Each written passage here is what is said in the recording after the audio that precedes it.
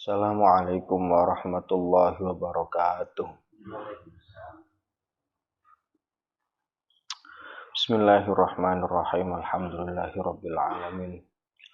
Allahumma shalli ala sayyidina Muhammadin wa ala alihi wa ahli Muhammadin. Lalu subhanaka la ilma lana illa ma 'allamtana innaka antal alimul hakim. Rabbi shrah li sadri wa yassir li amri wa hlul 'uqdatam min lisani yafqahu qawli.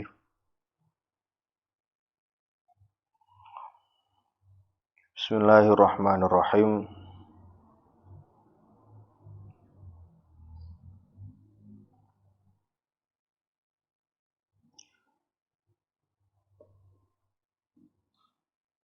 Jadi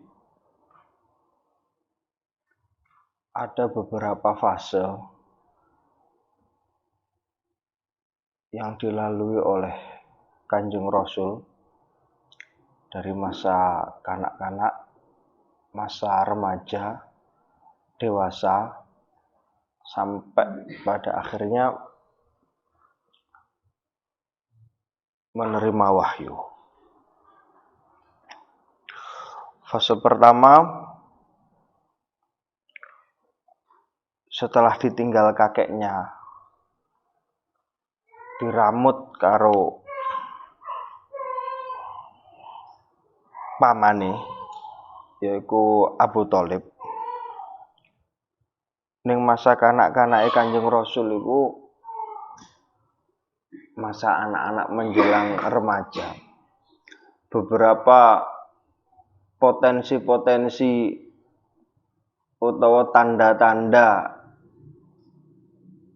bahwa Kanjeng Rasul itu memiliki keistimewaan iku wis tampak.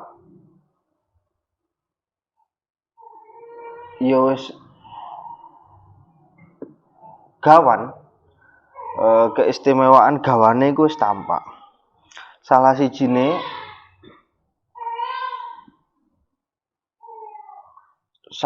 ketika Jazirah Arab mengalami paceklik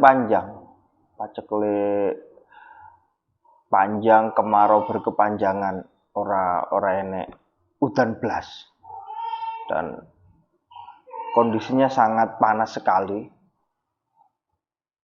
Waktu itu Abu Thalib dengan tidak sengaja iku ngajak Kanjeng Rasul metu tekan daleme untuk berjalan-jalan. Metu tekan daleme berjalan-jalan menuju ke Ka'bah. Dalam proses metu tekan dalem iku mau, orang yang menyaksikan pada saat itu iku ndelok koyok-koyok Kanjeng Rasul iku ditutne awan. Ditutne apa ya awan hitam sing langit iku maune cerah. Panggonan apa jare tanah Arab sing maune iku panas banget, cerah. Ketika Kanjeng Rasul dijak Abu Thalib keluar dari rumahnya, iku tiba-tiba Kanjeng Rasul ditutne karo awan hitam. Akhirnya enek sing nyeletuk gini, Abu Thalib,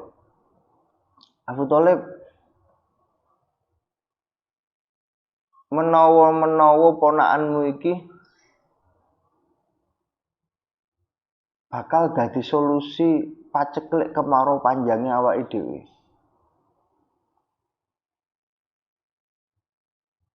Jajal jaluk wajahe madhep ning langit. Begitu Kanjeng Rasul wajahe madhep ning langit ngene, secara tiba-tiba hujan yang selama ini ditunggu-tunggu ikut turun. Bener-bener udan deres. Jazirah Arab bener-bener pada saat itu udan deres. Kejadian itu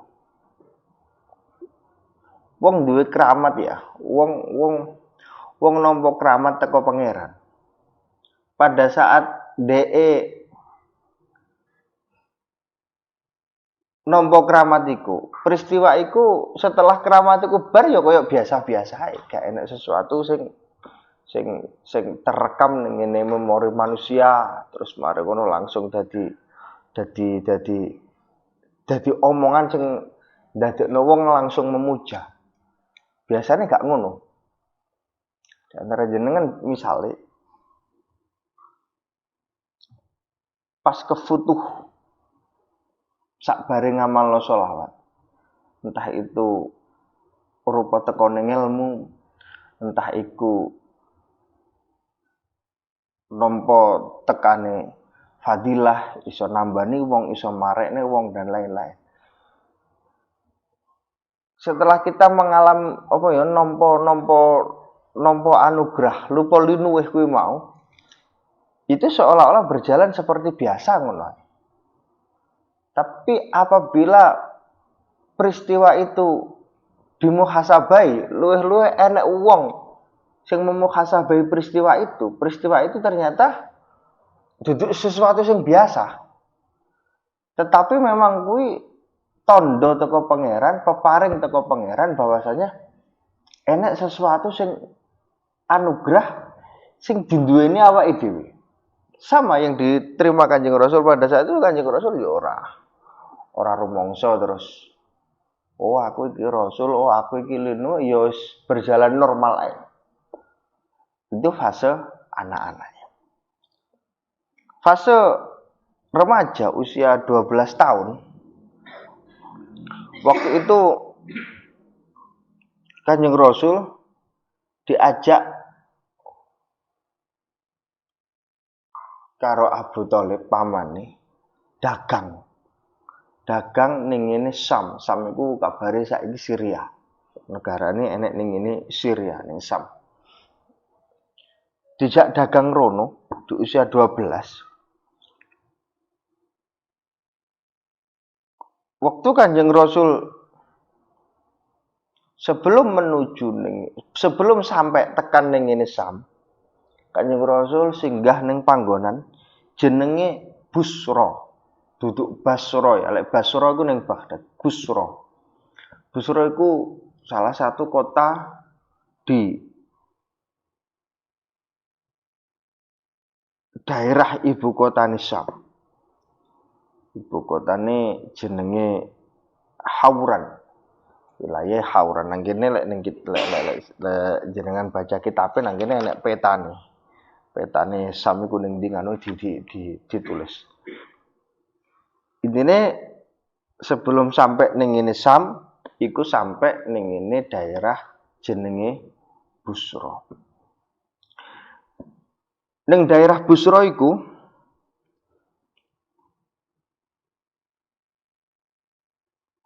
nang kono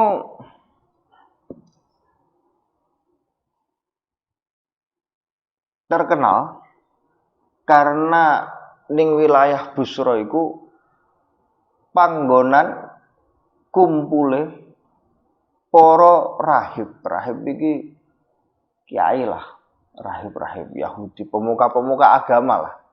Pemuka-pemuka agama yang mana pemuka agama sing paling terkenal soleh dan humul yaitu jenenge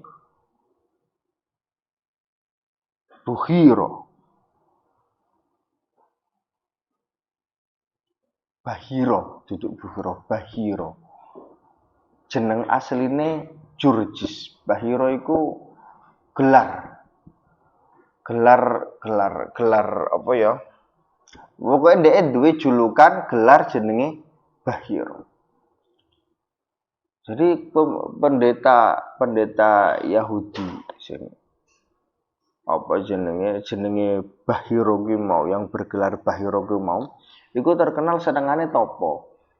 Ora tau metu teko panggonan pertapaan, ora tau metu teko panggonan wiridane.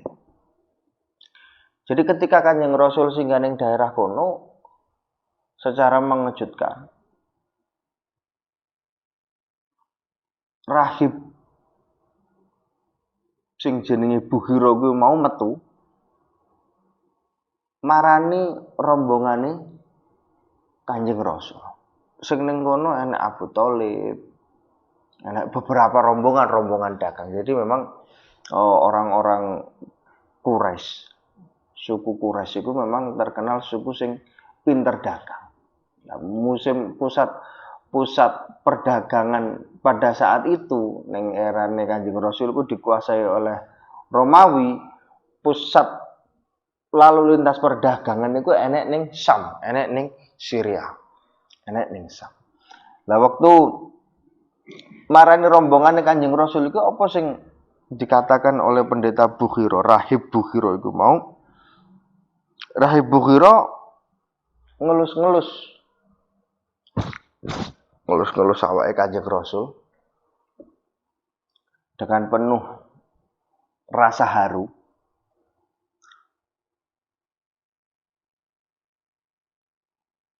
Ngomong ning ngene pamane Kanjeng Rasul. Bocah iki adalah pemimpin alam semesta, pemimpin semesta alam. Abu Thalib dikandani ngono diuber. Jenengan ngertos saking pundi lek larene iki adalah pemimpin semesta alam. Ada beberapa tanda-tanda. Amatono, selama gue perjalanan teko Mekah mrene, tidak ada satupun benda-benda ciptaane pangeran sing ora hormat ning ngene ndek. Dadi wit-witan sing mau jejeg iku nunduk ngene.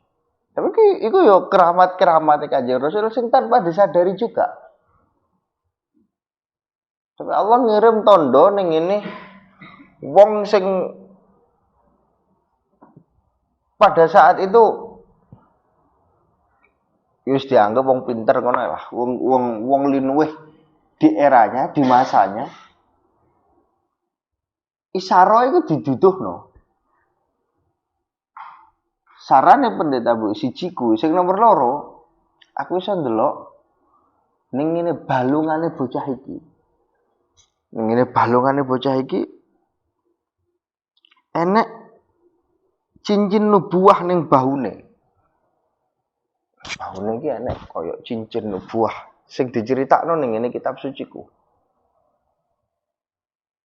Ning ngene kitab suciku yo diceritakno.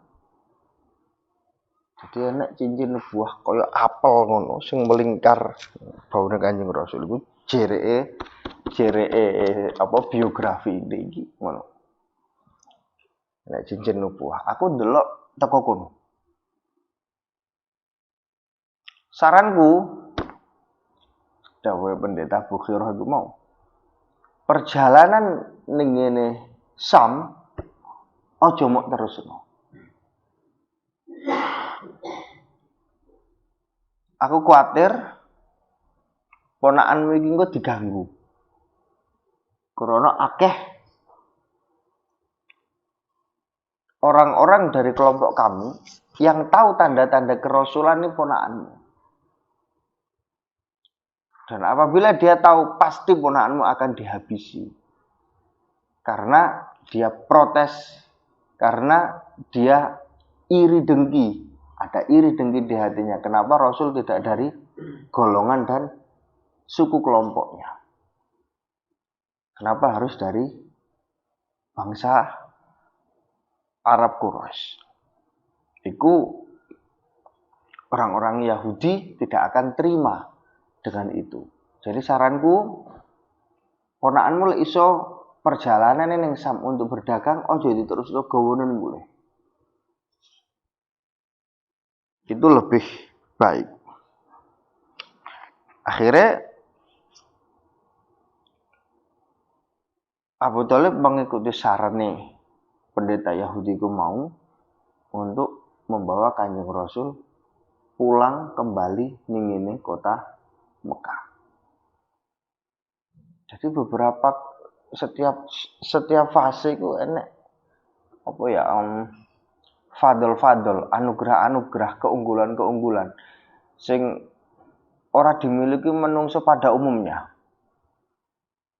Tidak dimiliki menungso pada umumnya sing melekat dengan Kanjeng Rasul, justru yang banyak tahu tanda-tanda itu duduk wong biasa-biasa, tapi orang-orang yang memiliki kelebihan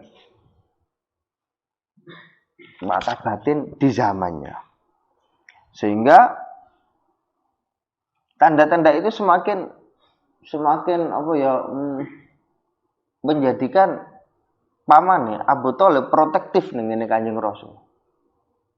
Protektif dikandani bahwa ponakane iki wong sing istimewa, wong sing linuwe, wong sing bakal nggawa risalah kebenaran.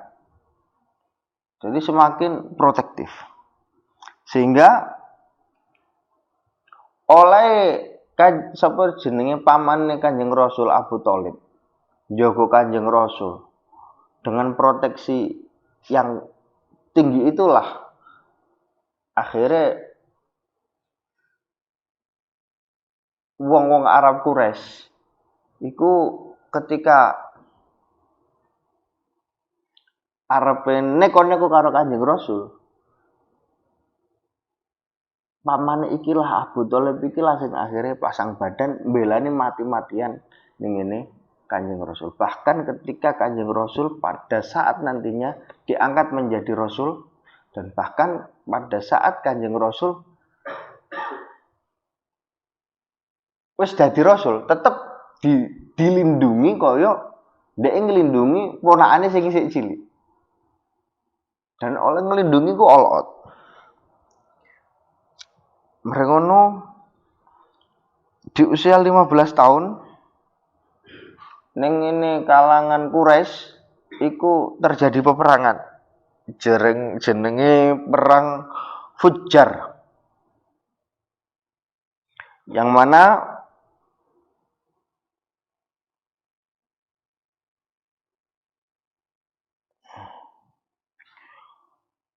suku Quraisy pada saat itu Quraisy Kinanah berperang dengan Qais Ailan. Qais Ailan itu ya jenenge suku. Rebutan pengaruh. Di fase itu Kanjeng Rasul sudah ikut terlibat dalam kondisi perang. Jadi tugasnya waktu itu ngumpulnya anak panah, membagi anak panah. Jadi mental petarungnya, potensi mental bertarung iki wis enek kecilik. Yang pada saatnya nanti mungkin salah satu yang membentuk karakter petarung, salah satunya juga peristiwa ini. Terus ning Quraisy juga terjadi sebuah perjanjian untuk melindungi siapapun sing berada di tanah Quraisy, maka dia harus dijaga. Ora oleh diganggu. Hak martabatnya sebagai manusia harus dijaga. Iku perjanjian kuwi jenenge Hilful Fudul. Hilful Fudul iku adalah perjanjian yang dibuat karena satu peristiwa.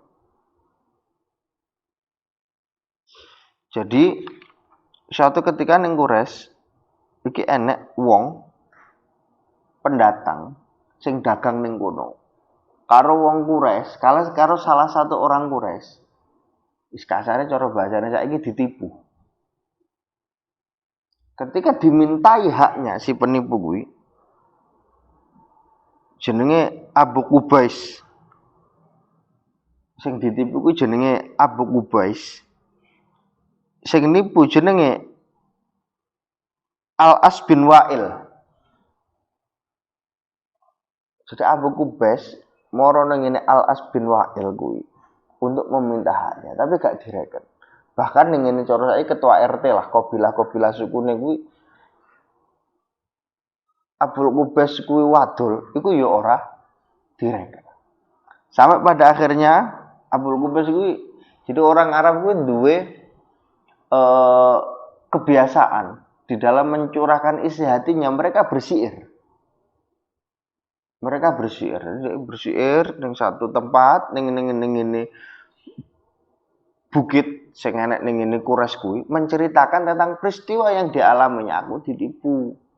Tapi wong-wong sing tak jaluki tulung untuk mengembalikan hak-hakku ora nuruti, ora nulungi. Akhirnya ada salah satu wong Quraisy pamane Kanjeng Rasul dhewe, Zubair bin Abdul Muthalib marani takok, kowe kena apa? Sing nipu kowe sapa?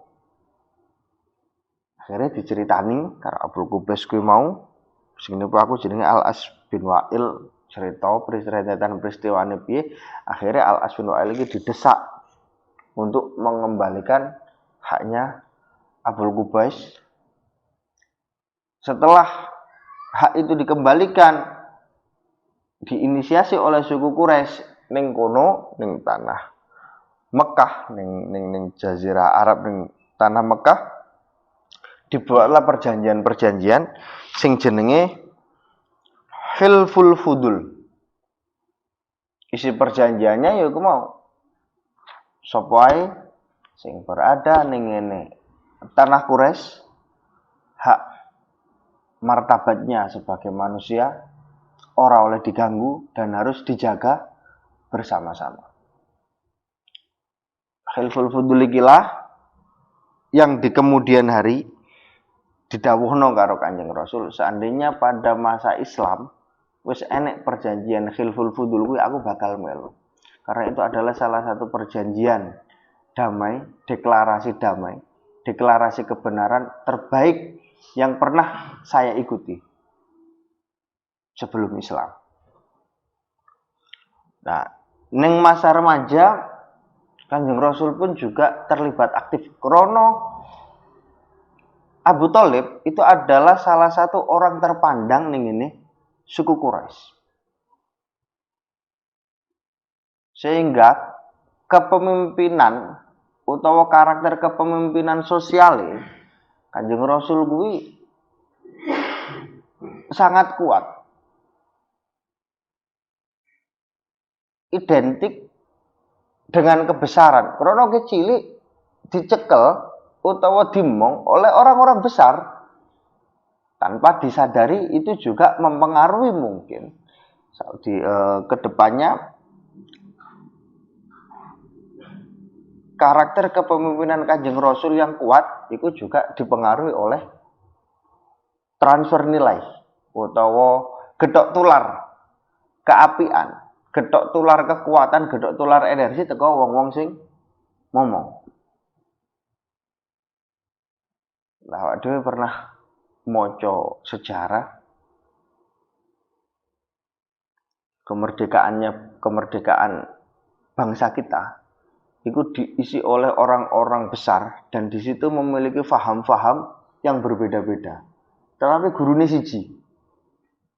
Enek faham nasionalis, enek faham agamis, enek faham komunis. Nasionalis dimotori Soekarno, agamis dimotori Kartosoewirjo, akhirnya dadi DITII kuwi. Komunis dimotori oleh Samaun. Kabeh kuwi murite Cokro Aminoto jenenge. Orang pergerakan jenenge Cokro Aminoto. Cokro Aminoto itu adalah pemimpin SI. Nek ya wong pergerakan, ya guru, ya bapak kos, muridnya gak akeh. Samaun, Alimin, Musa, Soekarno, Kartosoewirjo.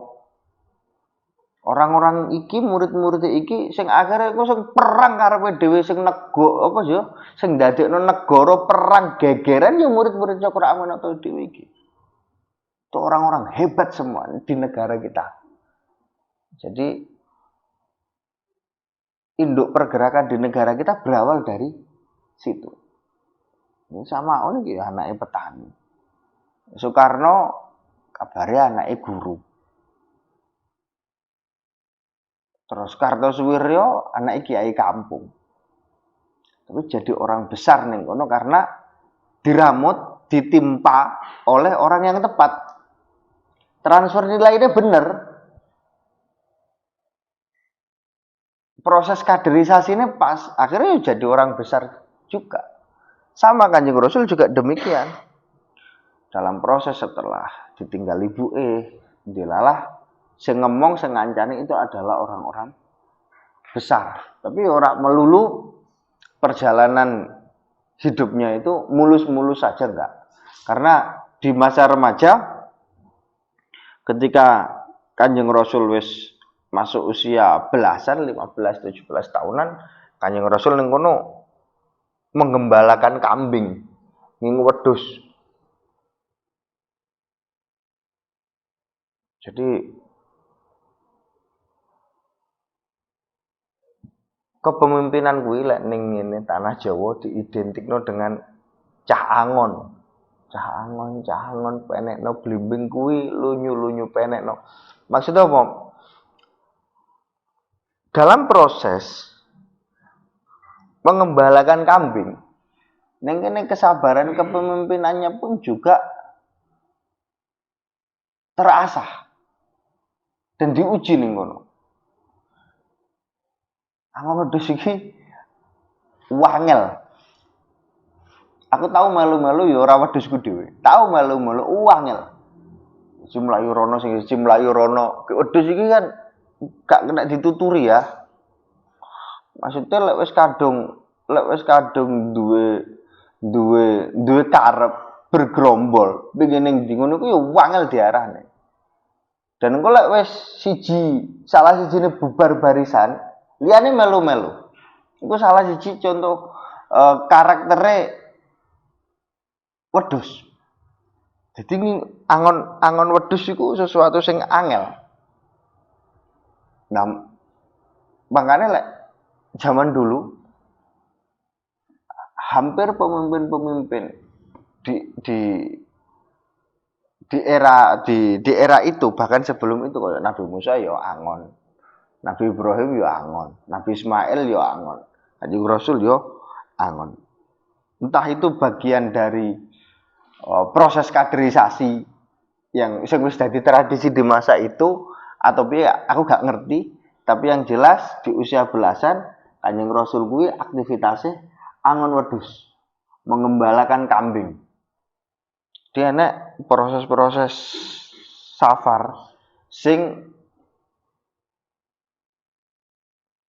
perjalanan-perjalanan sing biasa-biasa saja mungkin pada utawa ketika Kanjeng Rasul mengalami peristiwa itu atau menjalani peristiwa itu akhirnya menjadi sesuatu sing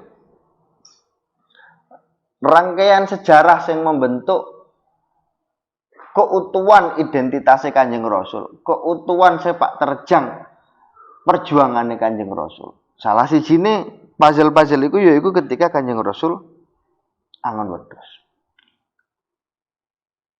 Dengan bayaran yosing pada saat itu mungkin lek didelok saiki gak seberapa. Tapi yo gak bukan sesuatu yang hina. Karena awak dhewe delok ning film Umar, Sayyidina Umar yo angon. Soalnya angon unta malah. Kanjeng Rasul angon wedhus. Enek fase di mana Kanjeng Rasul mengembalakan kambing. Jadi kesabaran, mentalitas kepemimpinannya dibentuk dan diuji di fase itu. Terus enek meneh masa dewasa. Ketika dewasa Kanjeng Rasul kuwi ya umum koyok saiki pun kan juga koyok ngono. Remaja-remaja sing mulai masuk usia dewasa, ndek secara naluriah kepingin kerja. Golek kerja, kepingin kerja, atau kepingin berpenghasilan mandiri dan lain-lain. Itu pun juga dialami oleh Kanjeng Rasul. Di usia dewasa Kanjeng Rasul langsung dagang. Mbok wedhuse didol, mbok wis ora gak ngerti piye rentetan ceritane. Tapi ketika Kanjeng Rasul itu dewasa, Kanjeng Rasul dagang. Dan dagang itu ngedolno barange wong. Karena jujur, jenius, cerdas, akhirnya duwe popularitas. Sehingga pada saat itu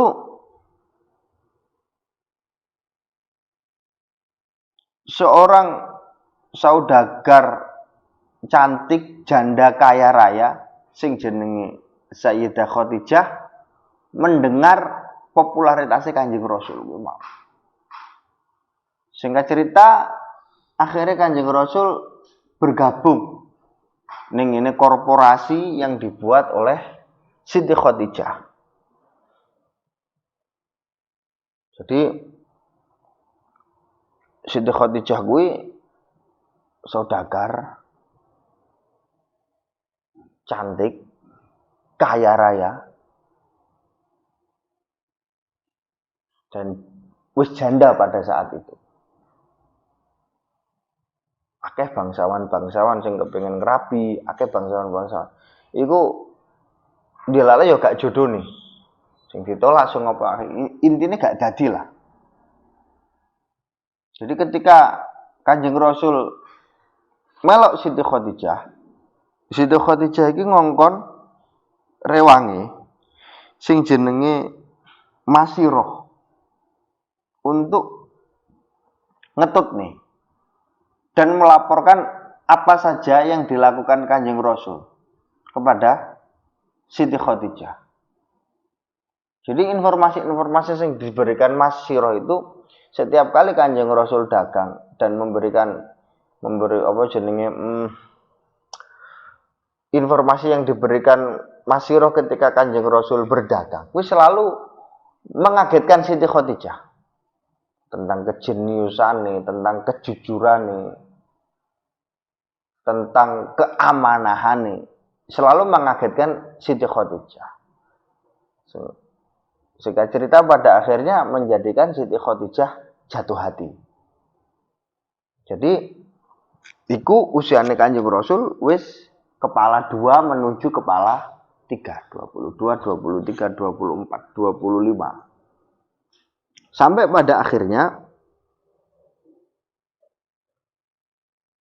Siti Khadijah yakin berarti iki wong lanang sing tepat sing iso tak dadekno bojoku. Akhirnya singkat cerita Siti Khadijah cerita ning ngene kancane. Jenenge Nafisah. Tentang ketertarikane karo Kanjeng Rasul. Nafisah ini juga orang terpandang. Dia punya relasi kepada jaringan-jaringan bangsawan sing enek ning ngene Quraisy. Akhirnya apa yang diinginkan Khadijah kuwi karo Nafisah disampaikan ning ngene Kanjeng Rasul, disampaikan ning ngene pamane Abu Thalib. Akhirnya Kanjeng Rasul singkat cerita mengiyakan, Abu Thalib pun mengiyakan, akhirnya terjadilah proses pernikahan. Mahar pernikahan nih pada saat itu mas kawine mahar pernikahan nih yaitu 20 ekor unta. Jadi biro 50 juta ping 20. Kalau dikurskan sekarang 500 juta. Jadi bocah selawe tahun wis duwe duit 500 juta digawe mahar pernikahan. Artinya dagangnya sukses.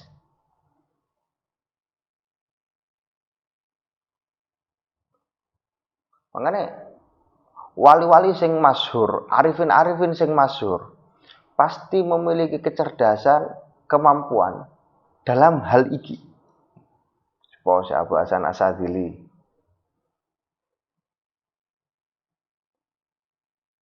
Wali Songo kuwi meh kabeh pedagang. Duwe kecerdasan untuk itu. Nabi Ibrahim. Sapa Arifin rata-rata sing masyhur ya, duduk sing mastur ya. Sing masyhur iki terkenal di kalangan publik bahwa iki wong soleh, iki wali. Rata-rata duwe kemampuan berdagang di masa mudanya. Mbuh pada sepuhe di ning masa sepuhe digawe apa gak kuwi bab liya. Kok yai umur 23, 24, selawe pedagang emas.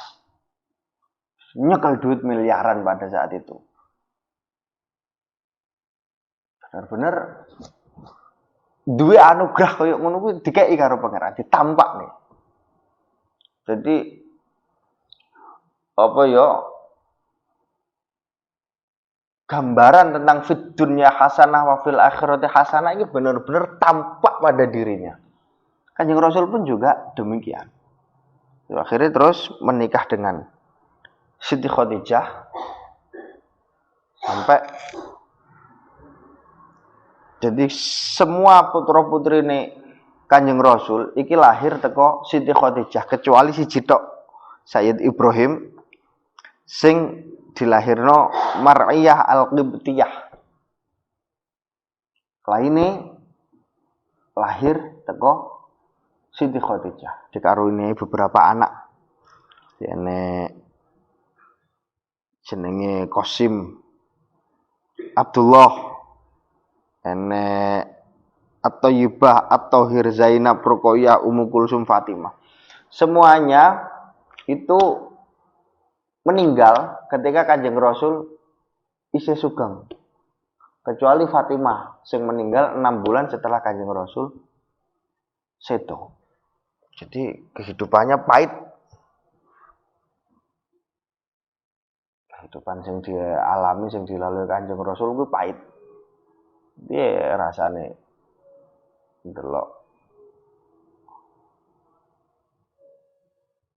anake sedo di usia-usia sing ya sing gurung pepek kaya umume manungsa.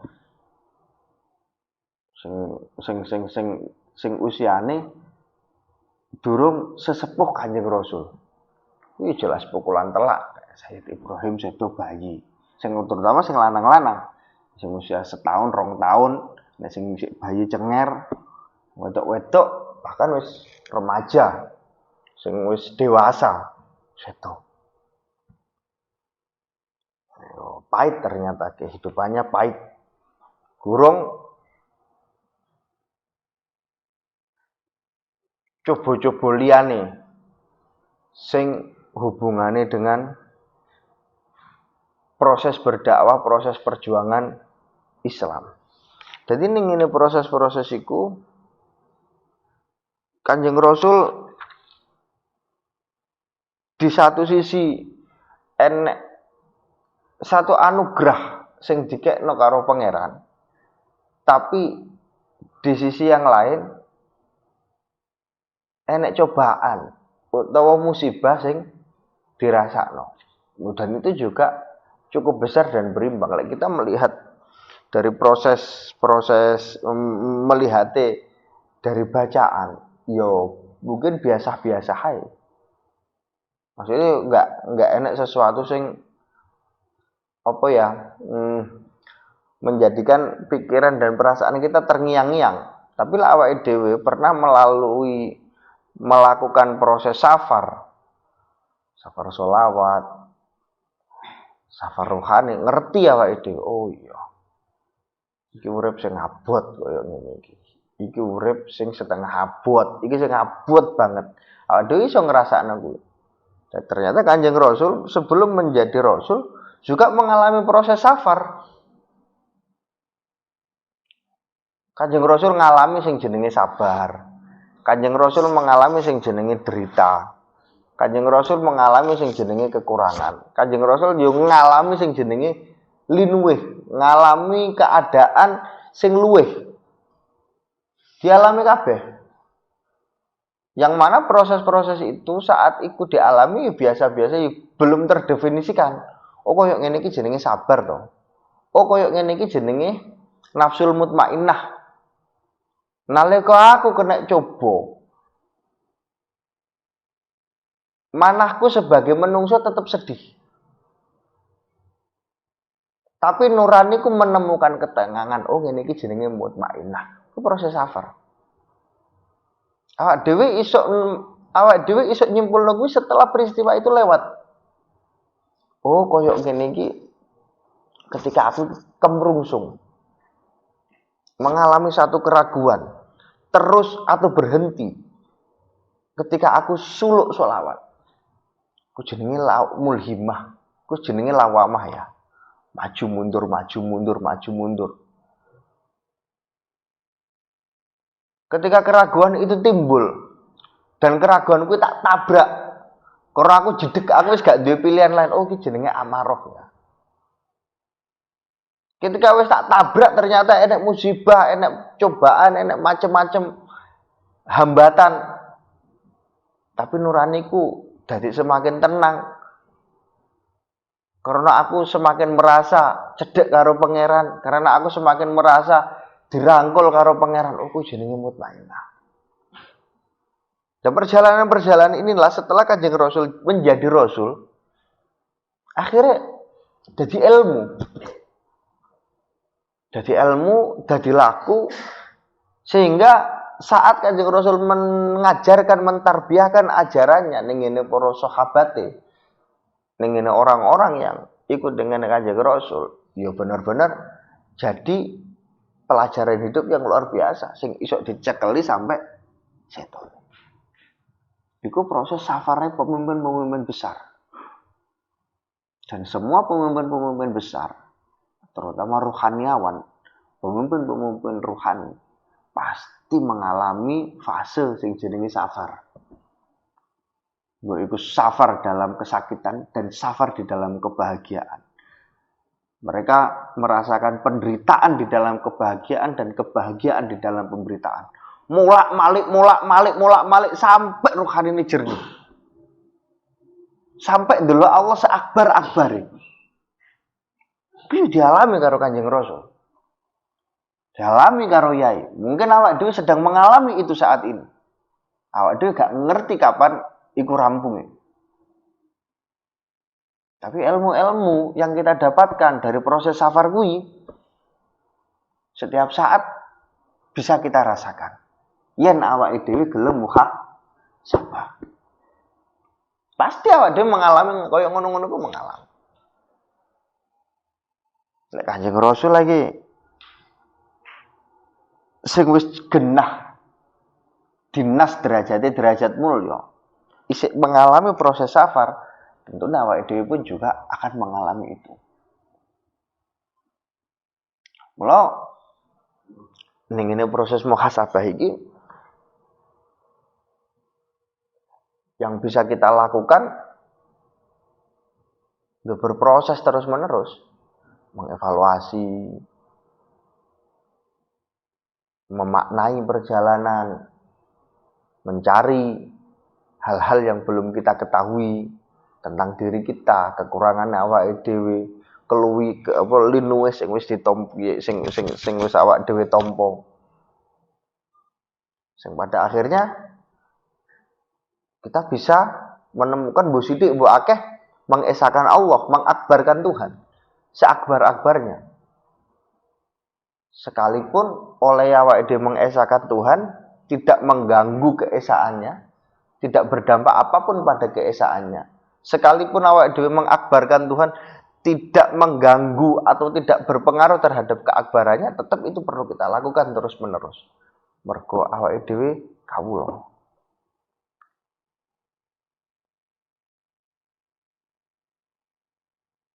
Tapi awake dhewe dalam kehidupan perlu dan harus membuat keputusan yang bisa dipertanggungjawabkan karena kita khalifah.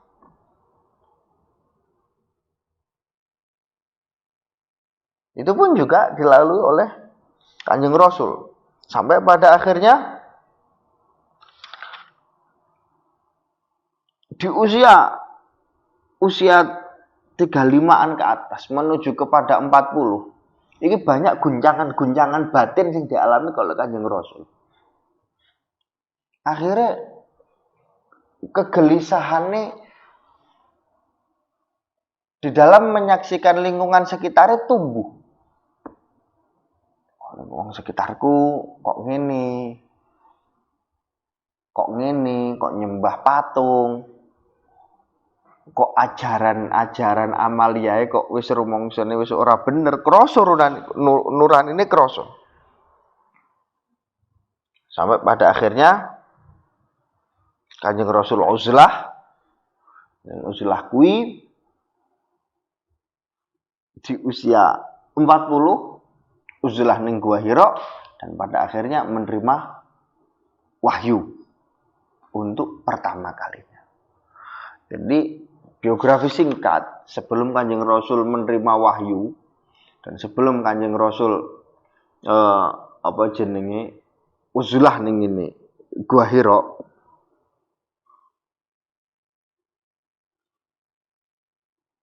iku dilatar belakangi karena kegelisahan.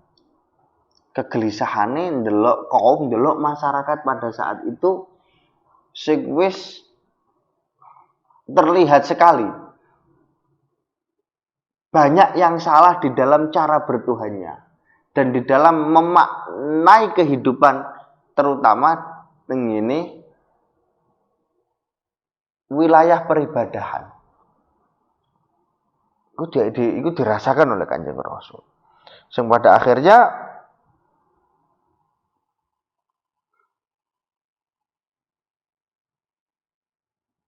Kanjeng Rasul memutuskan untuk menenangkan diri. Topo, uzlah, suluk ning ngene Gua Hira. Jadi suluke Kanjeng Rasul, uzlahe Kanjeng Rasul itu dilatar belakangi karena rasa gelisah melihat lingkungan di mana Kanjeng Rasul hidup. Gelisah melihat tata sosial sing ya wis otomatis ketika proses bertuhan itu enek sing gak pas, ora sampai salah, apa meneh salah. Enek sing gak pas, pasti dampak ning ini kehidupan sehari-hari itu akan terasa. Awak dhewe yo ngalami ngono, ora mek Kanjeng Rasul, awak dhewe yo ngalami ngono. Awak dhewe lho jelas-jelas ngamalne selawat. Paribasan misal enek salahe tata krama carane ngamalno. Enek kurangi mulyakno, enek ingkare, enek macam itu jelas berdampak ning ngene kehidupan sehari-hari kita. Dampak itu enek sing terasa, enek sing ora terasa. Enek sing langsung ketok, enek sing ora langsung ketok. Ketoknya dalam proses jangka panjang, enek sing jangka pendek, enek jangka menengah, enek ora mesti.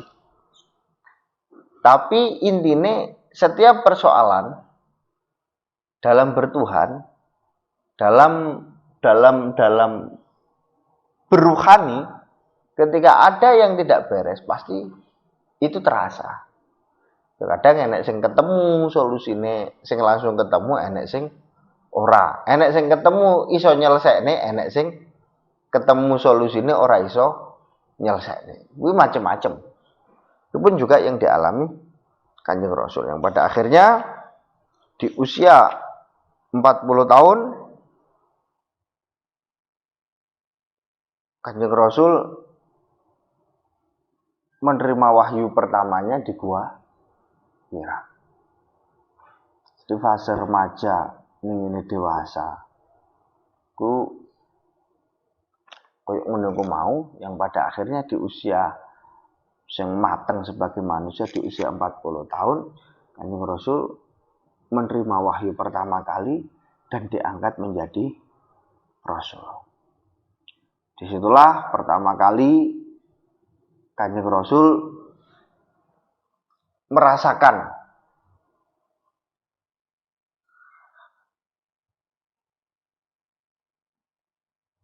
nurun nubuah pertama kali turun merasakan mengalami fase transisi lah. Transisi dari manusia normal menuju manusia super, tapi tetap kudu dituntut untuk bersikap normal. Ini dikatakan Muhammadun basyarul akal basyari. Menungso sing ora kaya lumrahe menungso, tapi tetap gawe cara uripe menungso.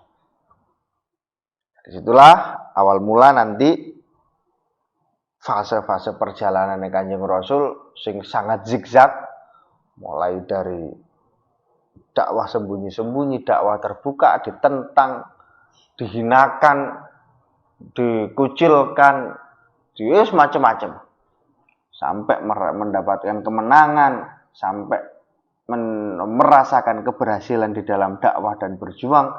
Dan setiap fase perjalanannya kedepannya nanti bisa kita jadikan pelajaran sebagai bekal kita di dalam menatap perjuangan kita sendiri.